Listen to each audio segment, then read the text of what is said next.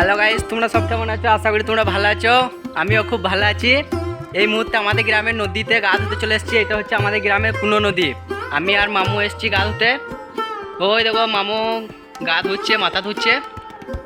মানে গা ধোয়া মানে কি বলো তো, চান করা, গোসল করা। আর কি বলবো, আর যদি কিছু থাকে তাই করতে এসেছি। সাংঘাতিক সুন্দর নদী একটা, আমাদের গ্রামের বুকে ছোট্ট পাড়া নদী। হ্যাঁ, এই নদীতে গা ধুয়ে মজাই আলাদা। তো গাইস, আমি গা ধুবো আর তোমরা লাইক করবে, সাবস্ক্রাইব করবে, আমাকে ভালোবাসা দেবে। আমি তোমাদের ভালোবাসা চাই। এই বুকটা একদম ফাঁকা আছে, ভালোবাসায় ভরে দাও এই বুকটাকে। তা তোমরা আমাকে সাপোর্ট করো, ঠিক আছে?